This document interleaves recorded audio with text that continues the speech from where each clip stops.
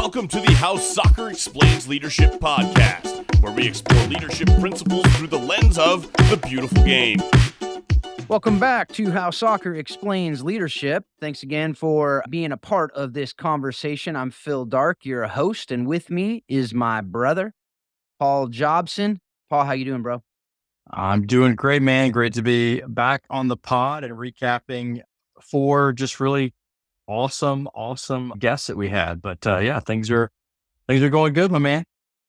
Yeah, and I neglected to mention this is our season 11 halftime show, and it's so great that as we're going along, and we're now coming up on 150 episodes, and to know that the guests, there is no drop off whatsoever. I don't even want to say they keep on getting better because that would imply that the other guests were not great.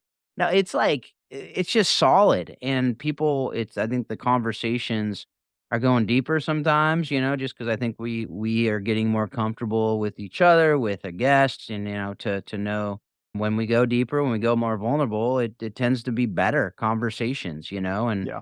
and people are getting real. And that's what's so cool about it is these are people that I've known for a while, a lot of them, not all of them. Some of them I meet the first time we hop on a call. Yeah. But the people that I've known for a bit, and then it's like, man, we get through this conversation. I'm like, I didn't know that. I didn't know that. This is so cool. We get to have an hour and a half conversation sometimes, usually a little over an hour. Don't want to scare you off. But yeah, so what do you think about that, man? We've got a lot of interviews now. Who'd have thought when we first said, hey, let's do this thing, that we're going 150 and no plans on stopping anytime soon, So what do you think about that? Yeah, it's crazy. I mean, that 150 number it just kind of shocks you, that I think sometimes you're like, man, how many people are actually out there? I mean, obviously there's millions, but at the same time, it's so cool the folks who are excited to get on the podcast and talk to us. And like you said, I mean, I think when we start talking through our 4 guests today, I think one of the words that strikes out to me is vulnerability, with some of them for sure. And, just the ability to learn so much from these guests over the years. Again, we talk about it all the time, right? Like selfishly, I'm getting a lot out of this. I know you are too. We talk about it, but I just hope that our listeners are as well. And, learning something, not just about the game, but, obviously life and leadership. And, that 150 is a big number coming up. And like you said, not looking to slow down anytime soon. I think still got a lot to do, man. I know. Seriously. Speaking of a lot to do, we mentioned last time that you, the post-match show for season 10, that you were getting ready to head down to Costa Rica with the Samford women's soccer team and your buddy Todd Yelton. Good trip? Man, it was a great trip. We had just an amazing time. And I mean, you've been on these trips, before, and you never really know what you're stepping into, when you open that door and God opens that door, and just the right people, the right situation. I think I mentioned we're looking to open some doors in Costa Rica. We're not closing any doors in Guatemala. In fact, we've got, we're leading a trip down there this summer again, but had an opportunity through our relationships there to take a team. And when Todd called me and said, hey, I'm looking to take my team on a trip, I was like, okay, this is a perfect opportunity to open some of those doors down in Costa Rica. And God did some really amazing things through that group, through Todd and his team, just an amazing group of young women that God provided for us to take down there, and just to see on our way out of there, just the work that he was able to do through this team and the relationships we were able to build, and doors that were opened, not really just for Warrior Way, but for our partners that are on the ground there. And looking forward to maybe taking some other groups down there as well in the near future. And, Todd has talked about taking his team again. I think the girls that did go got back, and the girls that didn't go were, bummed that they didn't go. That's right. But just the team building that comes from that, when you take a team down there to work together in an environment where they do gain something from it, right? But the intent is to give, and team camaraderie and the leadership that forms out of that. There's really not a better way to do that. So it was a great trip. And of course, there's, anytime you get down to Costa Rica, it's a beautiful country, beautiful people. And it's just a great opportunity. And, tease a little bit, Todd Yelton, he's coming up pretty soon on an episode. We'll get him on to hear more from Todd, who's a great man, great leader a great person within the game of soccer. Yeah, absolutely, and we actually do have that episode coming up. It will be the first episode out of the chute after this halftime show, so it'll be the first episode of the second half, season 11. We do talk about the trip, and we do talk about what he learned, what his team learned, how it pours into the culture, the different things that trips like that will be able to do for teams, and definitely an episode you're gonna wanna listen to, so put that on your calendar to in a couple weeks. Just make sure to download that one and listen to it. Yeah, no, in the last couple months, man, and going into the next little bit are crazy for me. Of different trips that I've been able to take and doing different things. In Fort Collins, I was able to speak at a church. In Biola, got to go down there. It was pretty cool. My son, we surprised him. I moved him out on one trip. I had two trips, and then the other one we surprised him and his band. So that was fun to be able to do that for his debut for his band debut, and then my daughter and I went down and surprised him. He didn't know we were coming, so that was cool. Do things like that, just spontaneous things, It was like, "Hey, let's go." It was a Tuesday, so "Let's go tomorrow." And she says, "Really?" I said, "Yeah, why not? Let's go." I was able to do some of my stuff on the road and cleared a couple other things, and it didn't need to happen at that moment, and it was a pretty cool thing to be able to. It meant a lot to him. The cool 21-year-old, but said, "Thanks a lot for coming, it meant a lot." So, actually verbalized it, you knew it, Nice. but he Yeah. verbalized it, so it was pretty cool.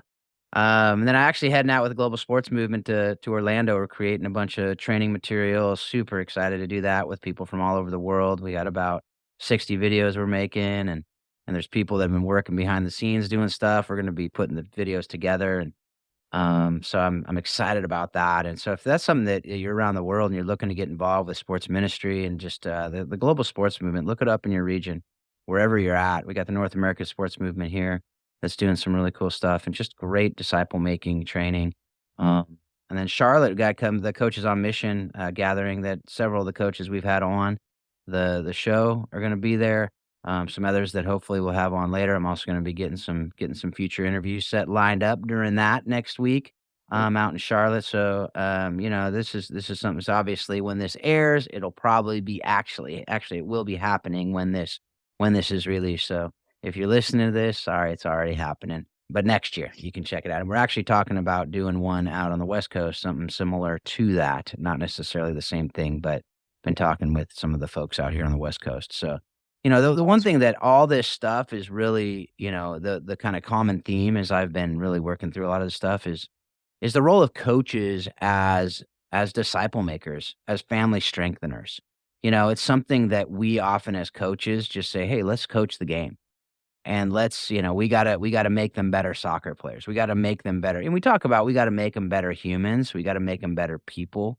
But the reality is all of us as coaches and the four coaches that we're gonna be talking to that we talk to in this first half are no exception to this rule. They're making disciples. Now, what are they making disciples to? That's a question of, what you're doing. But the reality is you are discipling people because discipling people is leading people to follow you and what you're doing. And you are an example of something and you are training in something.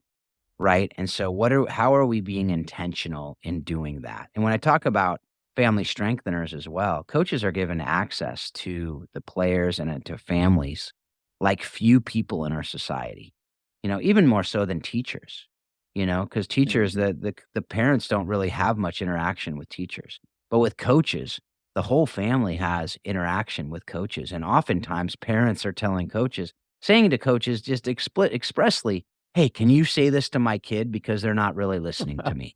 I mean, every coach that's listening, I guarantee if you've been doing this long enough, somebody has said that to you, especially if you work with teenagers or college players even.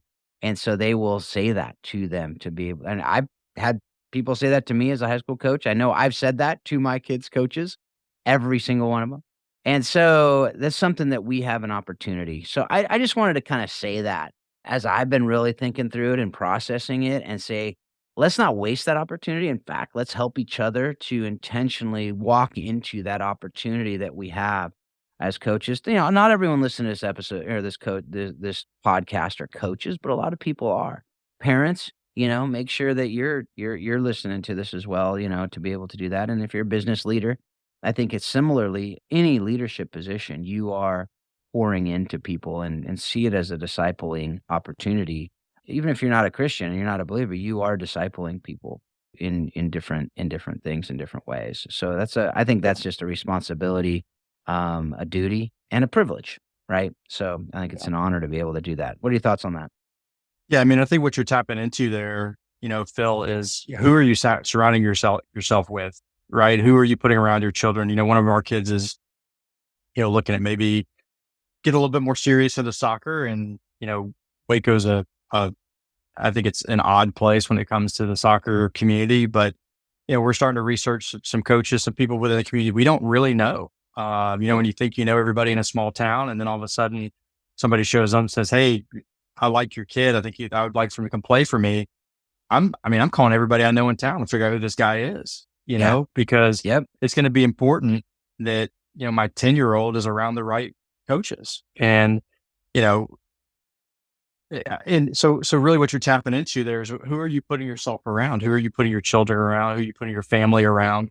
And that does go in line with, family, business, socially, who I think all those things are important. And, it is about discipleship, but it is also how are you being discipled and how are you discipling? And it comes down to who are you around? Who are you putting Yep. yourself with? And, who's giving to you and who are you giving back to? And I think that really segues really well into the folks that we got to talk to during this first half of this season.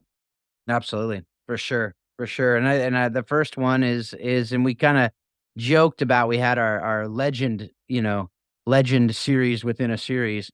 We had the Lincoln Phillips and Randy Waldrum, and now Shellis Heidemann kicked off this half of this season. And man, I had not I mean, I'd had very minimal, direct contact with Shellis, but, obviously, this is a guy who, if you watch the show, if you listen to the show, you've heard his name over and over, whether it's from Paul or other guests of a man who, is a mentor, is a guy who has been part of the game in and around the game for so long, not just coaching, but actually, like we talked about, mentoring other coaches, and gotta look at the fingerprint of Shellis Heinemann through the game now. It's all over the place.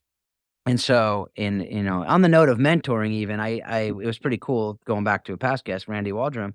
I saw a friend who was posting a coaching opportunities, and Randy took that on Twitter to repost it and say, "Hey, this is a great opportunity for young coaches." And it's just really cool to see the community and these guys who, when we're talking about it, it's not just words that we're saying, "Oh, these are people who are doing this stuff." No, they actually are doing it and continue to do it even as they go into retirement and other things. And so I know that that's Shellis's story, and to be able to have the conversation and hear how his childhood and some of the trials he went through as a child poured into, going into martial arts and the things in that regard, and the idea of building trust with your players, and knowing how his childhood and how his the different struggles he had went into that, and even struggling, in different ways that made him stronger, and be able to see the importance of mentorship, the importance of discipline, the importance of trust building. But I don't know, I wanna hear from you just what your thoughts were. You knew Shellis more than I did before this interview, so I just love to hear from you what your thoughts were on it. It, when we talk about, it's about legends, people who are legendary tend to have stories of legend that are told about them. And Shellis is one of those guys that, as a coach, I've known Shellis, have known of Shellis, and talked to Shellis for years. And there are stories that go around about Shellis, that are legendary stories in the game, out of the game, nothing bad. I'm not talking about bad stuff. I'm talking about just legendary stories, legends made of a man. And a lot of times those legends of story come from an origin place. And I think what we learned a lot during that episode is we heard a lot of the origin story of Shellis that really laid out for me a lot of those stories that I'd heard over the years. Some probably true, some made up, some probably embellished to a great degree. But I think people who know of Shellis and know his successes on the field probably don't know what made him that. And as a young coach and someone who's looking to, you look at coaches who've had success, and sometimes as coaches, you go, well, I'm going to find these coaches that have success and I'm going to figure out what made them tick. What was it that, what was their methodology and what is it that made them, this great successful coach? What you're going to find in this episode with Shellis is that what made him the great coach is what actually made him is what has made him a great man. And a lot of what you just said is that he relied on people that made him into who he is. And he has spent his life really giving back to people. Now, the sport of soccer has been kind of his way of doing that. And I think that's where we're probably alike with a lot of us in this game, is that it's just the resource and the tool that God's given us to use to give back. But he's definitely a legendary figure in the game. But there's so many things that you learn in this episode about him as a person that really made him into who he is, and the compassion that he has for people. And like you mentioned too, Phil, you go back through so many of our episodes, he has touched the lives of so many people that have just been on this show, that call him out as being a major influence. I think we talk about a little bit on the show. I think he tries to skirt around it a little bit. I don't think I don't want to talk about it. Extremely humble. But outside of that, some things that I really enjoyed talking about with Shellis is that, his experience in the game, from being super, super successful in the college game at SMU to then taking on an opportunity at FC Dallas professionally, and hearing his transition story from college to professional, and how he navigated the locker room, people that he relied on outside of his FC Dallas team, but his team of people, his entrusted team around him, to really get into that locker room and figure out how to make that team successful, from people that knew him and knew his best attributes and his strengths. And so I really encourage people. There's some really just great stuff in that episode. You probably could go back and listen to it 2 or 3 times and pick up something new every time you listen to it.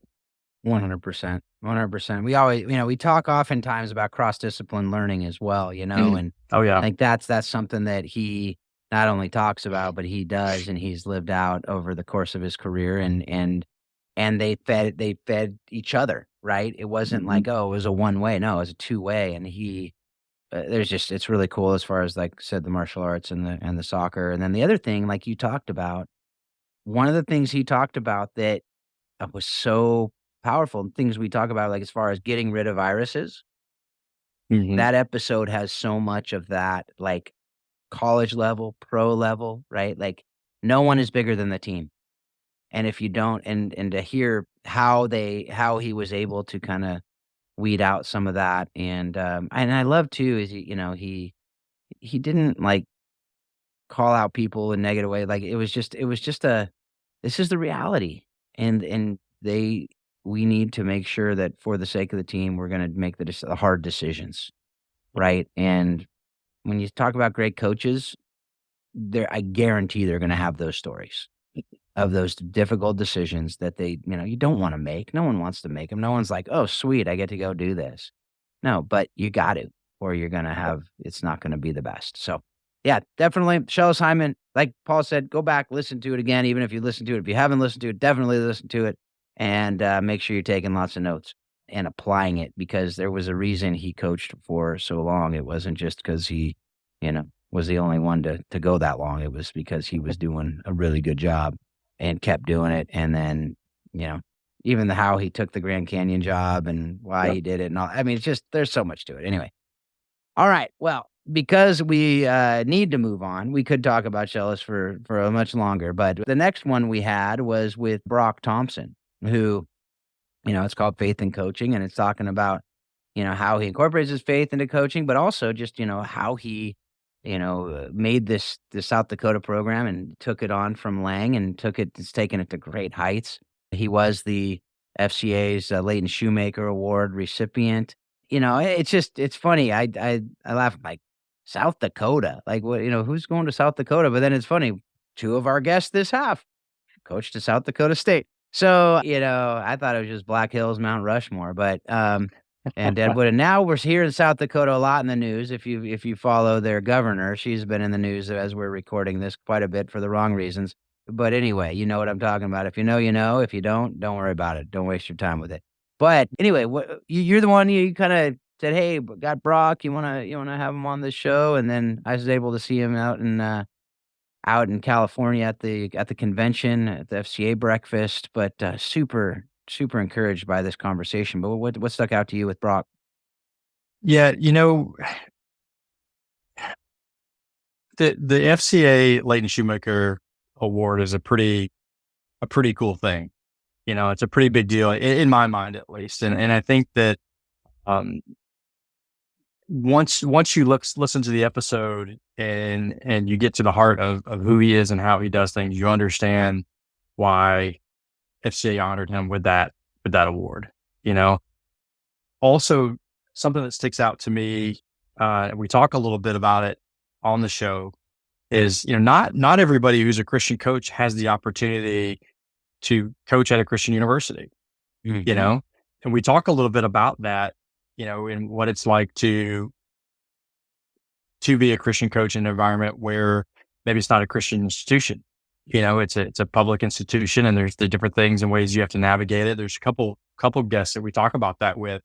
I think he does a great job of just really laying out how that works for him, how he navigates his team, how he pours into his players, and uses his faith as the guide to do that. And I really just value him and who he is and how he goes about what he does. And I just would encourage, obviously any coach, but especially those coaches that are, leading hopefully their faith is leading their journey as a coach and not just leaving it on the sideline, but taking it in the office every day into their team. Really encourage them. They get a lot out of how Brock leads his team. Yeah, for sure. And I think a couple of the things that really stuck out to me in that interview, the power of I don't know, right? I think we talked about that during that. That's something I've talked a lot about. I don't know is the best answer you can give when you don't know. Mhm. It's pride that makes you try to answer something that you don't know the answer to. And oftentimes that can do more harm than good. And so I think that's one of the great qualities of a leader is you say, I don't know when you don't know. And then you say, hey, well, let's figure it out either together or, I'll figure it out and I'll come back to you. I think it's more powerful when you figure it out together and you talk about it and maybe even research it. If it's with your kids, I think that's something that it's really important for your kids to hear you say, I don't know. And say, but hey, let's figure it out together and go online, go to, figure out the answer, whatever. We used to have to go to encyclopedias, but now you just go and do it. Or a library, Oftentimes. Yeah. a Well, library, yeah. I mean, that would whatever be, that is. yeah, I've heard of those. I remember those things. There's been these things going around talking about these things that you never see anymore that, were like in every house in the 80s, and the rotary phone and these other things, 8 tracks and cassettes and beta and VHS, all these different things that kids now are like, what is that? It's vintage. Drew, my 21-year-old, got a boombox with CDs recently because it was cool, or the vinyl coming back, all these different things. But that's a whole different conversation. But the other thing that he talked about that was really cool, and I'm just going to tease this. You got to go listen to the episode to find out what it is.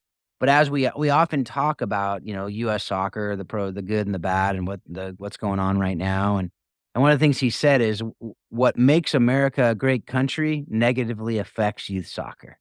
And I really appreciated that answer. I thought it was really good insight into an issue that we talk about a lot on the show. But as he talked through it, it was like, yeah, you know what? He's right. It's like some of these things that make, there's two sides to every story. There's two sides to the coin, and that double-edged sword of what's going on. So definitely listen to that. It's a powerful episode. I think Brock was one of those that, again, he was a guy that I didn't really know much beforehand, and really appreciated the conversation, and hope we can get him on again in the future because he really has taken that, as you look through, you think South Dakota State, you don't hear a lot about South Dakota State unless you're paying attention, but to really read through the success he's had with that program, my goodness, it's crazy. It's crazy. And so I imagine, and maybe I'm wrong on this, but I guess when you're successful, you can recruit better, but I can't imagine it's super easy to recruit to South Dakota, for people. Maybe it is. I don't know. But that's something that I just look at and go, it's just crazy to see how these people can come in. But it's a testament to him as a coach, him as a program, bringing in great coaches around him to surround him with, and to be able to just just stay at it and go, and I really want to pour into human beings and not just bring in soccer players, right? So anyway, any final thoughts before we go into Dave? Yeah, I mean, I just think that character and integrity, who you are, that tends to attract certain people, and Yeah, I think when you're somewhere long enough, you build a reputation of doing things a certain way, and you find, you know, whether a place is hard to recruit to or not is really up to the coach, and what, if they can find the things that are awesome about a school. Every school has awesome yep, things about it. And, as a coach, if you can fit into something that, you know, makes sense as a university, and your personal beliefs, and those things can merge together, you can have something pretty special. And I think that's something that Brock has for sure. for sure. I mean, I guess if you could recruit people to Waco, you can recruit people anywhere. Yeah. I mean, don't forget when we walked in here, people were like, "Hey, good luck with that, man. Ain't nobody going to Waco." So, but we found some beautiful things here. And I think, I mean, it's a conversation I have with coaches all the time that are looking at new Yeah. jobs and new positions. It's like, "Hey, do you think this is a good job?" I'm like, "What do you think?" Because it's a sales position. You've got to be able to go. I mean, we were in Northern Illinois for 3 years, and I mean, it's cornfields and a university. Yeah. And the most beautiful thing on campus is a castle. And it's beautiful, but you got to find the things that are attractive. And, you really have to, if you don't, as a coach, if you as a coach don't believe that you're at an amazing place, your recruits are going to see That's right. through it. Yeah, for sure. So For sure. All right. anyway, So speaking of doing things that you wouldn't expect you're going to do, the next episode we have with David Irby, it's called "Do Hard Things in Hard Places" because that's something he said and talked about doing, and man, he has done that and he is doing that. And I loved this conversation. This is Dave. I've heard a lot about him because he was the founder, or he is the founder of the Orange County Seahorses program, which is now the SoCal Eagles. It's part of the Missionary Athletes International. And now he's the CEO of Surge International, and they have Surge Soccer. Written a few books that we talk about in the episode as well. His latest one is called Undefeated. It shares different stories of players around the world who have faith, and that faith has impacted their lives in major ways in their careers, and then kind of juxtaposes it with the Bible story. It's a really cool book. But one of the things that I was so blown away with Dave is just his humility.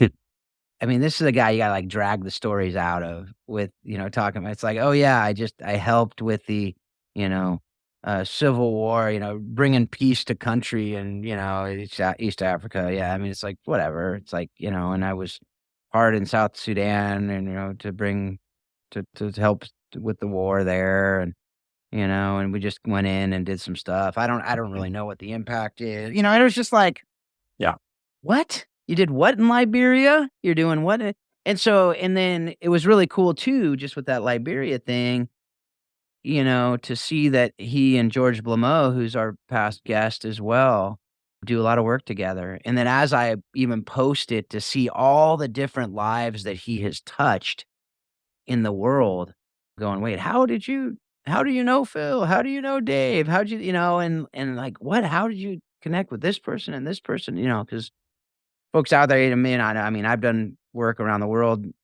for the last 15 years. And so to see the different people, and like, I joke that I'm probably 1 degree of separation from most people around the world. And you start seeing that. And Dave is similar. And he's a guy who, more so than myself, I mean, he's been out there doing it and being on the ground in these different countries deeply, and to see what he's learned from those things and those experiences and those stories, and how he has been just a constant in people's lives, using the beautiful game, and seeing how we can use this game to build relationships. We can use this game to make disciples, and we can use this game to literally bring countries together and unite factions that are so far apart. And we can bring this game. And remember when World Cup, Ivory Coast paused their civil war during the World Cup? Mhm. Like, this is the power of this game. How are we harnessing it? To see Dave harnessing it, I saw he wasn't even there, and they're doing a tournament in Liberia, and there was Sammy Surge is the little mascot for his book that he teaches these principles through the book, and it had they literally have the mascot. He was at the tournament, and they're teaching and they're training up and they're doing all this cool stuff. So just see his impact has been so encouraging, and just love to hear your thoughts about it. Yeah. These four guests, I think on every episode, we said this person needs to come back and we need to get deeper in the weeds on some things. And I think with Dave, what you're going to leave that episode with is you're going to want more, because we really brush over the trips. I'd love to get him on for a series, and the series should be stories from the field. And we're talking about the mission field, because the things that I'm sure he saw and that he did and that he experienced are things that we all could really, really learn from, and probably need to be shared for sure. I mean, even in one of the stories he told about how before they left, they had to write letters to their family because they may not make it back. So if you don't listen for anything other, listen for that. We're talking about like me going to Costa Rica with a soccer team, we joke about suffering for Jesus. I was in Costa Rica. Okay. Like, yes, we were doing ministry work, but it pales in comparison. I know God doesn't have scale, but in my human mind and human heart, I'm looking at scale going, what this guy was able to do in ministry and is still doing is amazing. The other thing, and you touched on it too, we talk about knowing or not knowing the impact that you've made, and leading in a way that you don't know your impact. You don't know the final result. And if you're doing it for that purpose, you're probably doing it for the wrong reason. But I think it parallels so well into coaching, and why most of us hopefully are coaching, is that you're doing it to make an impact, but you may never know some of the impact that you make. And I think it's something that hit me pretty hard in his episode, but definitely a great one. Yeah. And I think that's so important to remember as we do the work we do, whatever the work is that we do, right? Like you very likely will not see the impact of the work you do most of the time. Even with your player, we hear these coaches, you talk about it all the time. I got this wedding. It's so cool hearing about weddings and hearing about the babies and hearing about these different things. But maybe I'm wrong, but I imagine you probably don't hear from most of your players. Right. Right. Yep. And so, you hear from some, but most are not going, hey, Paul, hey, Marcy, this is what I'm doing. You might see it on Facebook, you might see it on whatever, but you typically do not know the impact of most of the people's lives that you are touching. I have a handful of players from my in the past of high school that are still reaching out, still connected with, but most I don't. Now, and that you just need to trust that God's using you in these different ways. But when you do that, so you're doing that in Waco at Baylor, multiply that by, exponentially, that's when you're talking about doing stuff around the world, right? You went to Costa Rica, you go to Guatemala, you have no idea. You're not going to hear those stories, but you just need to trust that faithful, work that you're doing is making impact. And it's not really your business what impact it's making. You're just being faithful to the call that you have, and you're going to go do what you do and trust that work will have that impact, that, God's going to do what he's going to do. And the Spirit's going to move as the Spirit's going to move. So, yeah, I loved hearing that from him, because this is a guy who has done so much. And I was just like, it's one of those stories that you're like, seriously? Like, is all this real? Like, is all this true? Because there's no way one dude could do all this stuff, but, and still have a marriage that's intact and kids, like all that. It's like one of those stories where they, their whole life's a train wreck because they're doing all this. No, it's like he's doing all this stuff faithfully. And even just looking at what he did over the last few weeks, as I've, kind of followed online and seeing some of the different things, it's like he's all over the place. And, it's like, in the same sentence, I went to Liberia to do this. I had a board meeting and this, and I was on a train with my grandkids in Arizona. It's like, that's just the life, right? And you know that when you are just living as a disciple. So thanks, Dave, for doing what you do, and definitely go check out that episode, because you will. It reminded me like Horace Richardson for different reasons, but like these stories, and you're like, what? Yeah. And then what's the rest of the story? What's the rest of the story? That's right. There's got to be more stories. I want to hear more. So yeah, we will get Dave back on and we will have those conversations. So anyway, and the last episode we had in this half was Lang Wiedemeyer, mutual friend. And it was another fun conversation with Lang, just hearing these different things. And, as we talked about, he is the second coach to have coached at South Dakota State. And it was an interesting conversation, really interesting conversation. One of the things that really stuck out to me was just talking about the transition from D1 or D2 to D1. And, him thinking, oh, it'd be great. Everyone's going to be so excited. And then some of the girls are like, no, I didn't want to play D1. I actually wanted to be D2. And I'm a little, and so trying to like navigating that and hearing those different things. But what'd you think? Yeah, it was cool to put, having him and Brock both on in the same, half of a season was kind of cool because you can kind of put some pieces together. I don't think we said it, but I think I'm correct in saying that Brock was coaching under Lang at South Dakota State. And then when Lang went to take the job at Liberty, he basically recommended Brock to be the head coach. And That's Brock right. now since has been the head coach at South Dakota State. And, again, we talked with Lang again about the differences of coaching, being a Christian coach, coaching at a public university and now a private, Christian university. We talked about those differences and how he leads his teams. Mentorship, you mentioned it, was huge. How he has mentored and how he has been mentored, even through the Iron Chats that they're doing through United Soccer Coaches. And, he's another guy that, he's been around the game for a long time. He's seen a lot of things. He's got a lot of wisdom. And we talk a little bit through the show about that, the changing of the game through the generations that he's coached through, how not just the game has changed, but how coaching in the different generations has been different for him. Even talk a little bit about how he's not really on social media, and things like that. But a great leader in the game. He does obviously an amazing job out at Liberty, and it's really fun hearing his stories and his perceptions and perspectives on the game, and really truly mentorship through the coaching position. No, and I totally agree with all that. I think, he just had a really good perspective on a lot of those things, and not just talking about mentorship, but how he's doing it, how he has been, why it's important to him, just talking about, the transfer portal and how it's impacted, the game and all these, just the different ways that we are learning from each other, but we're also learning from the different situations, right?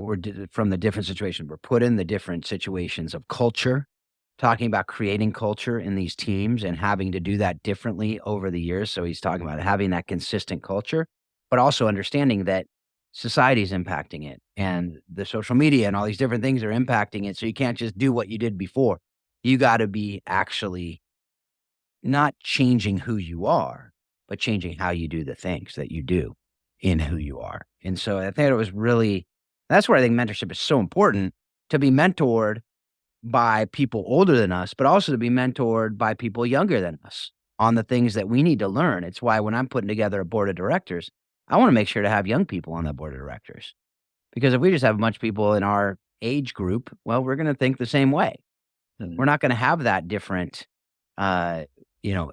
perspective on what's going on. And so I think that that's so important. I thought it was very, very good interview. So anyway, as we kind of wrap up this half and looking forward into the next half, we know we talked about Todd. We're going to have an interview with Lance Van Heitzma, who's a referee, not just a referee, he's the director of CONCACAF referees, which is pretty cool. So we're going to have that conversation. We're going to have a few other conversations that are going to just be great, continue the great conversations we've been able to have. But just, as you think about common themes, as you think about as we're wrapping this up, any just kind of parting thoughts as we move forward? Yeah, I just continue to hope that, folks who are listening to this are just gaining as much as we are out of this. And I feel like I say that all the time, but it truly is an amazing opportunity to get deep into the lives of some of these coaches who are doing this stuff every day, who are leading people, leading themselves, every day. And I think I said it back at the beginning of the show when we were talking about Shellis.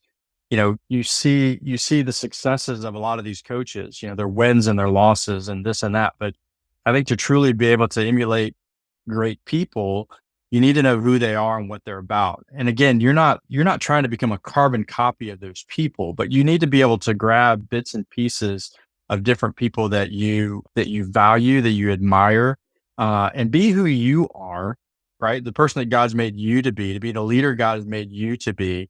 But you can learn from all these other people, take bits and pieces, and allow God to form you into who He wants you to be, so that you can be not a carbon copy of someone else, because you won't be very good at it.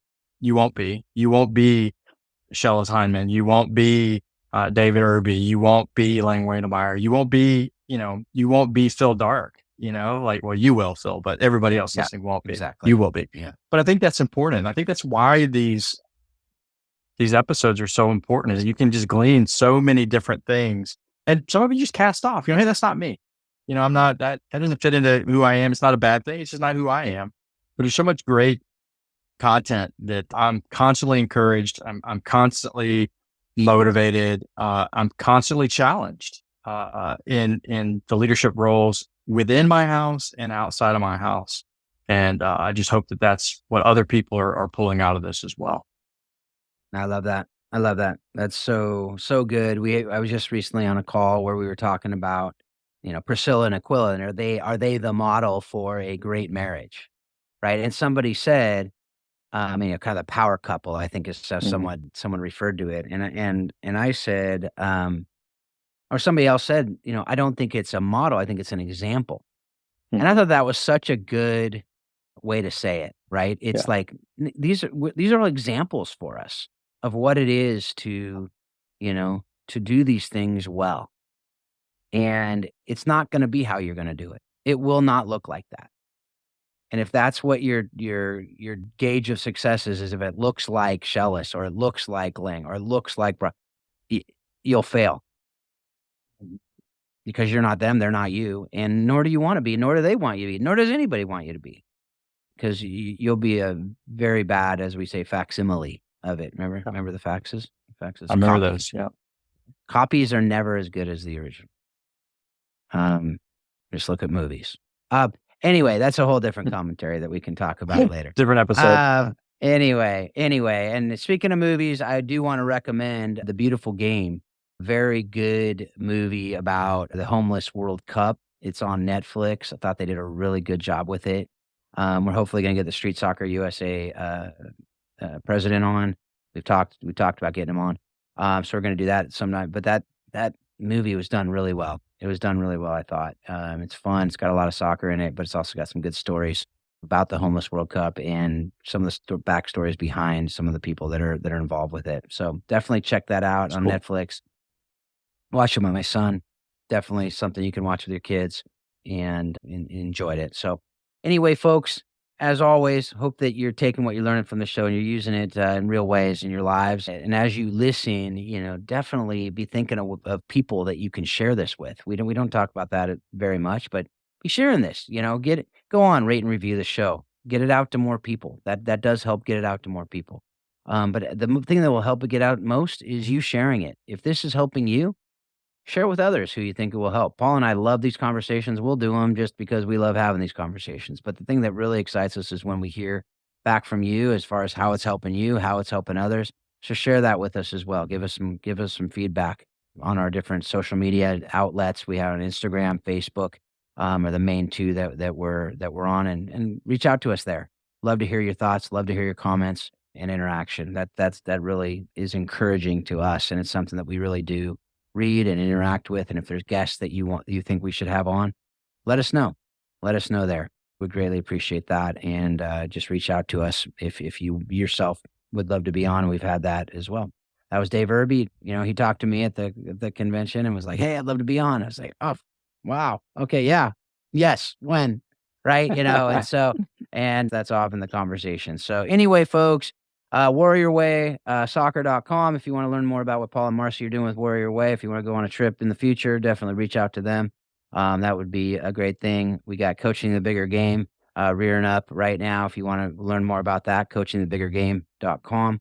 And if you want to reach out to me, you can do so just at phil@howsoccerexplainsleadership.com.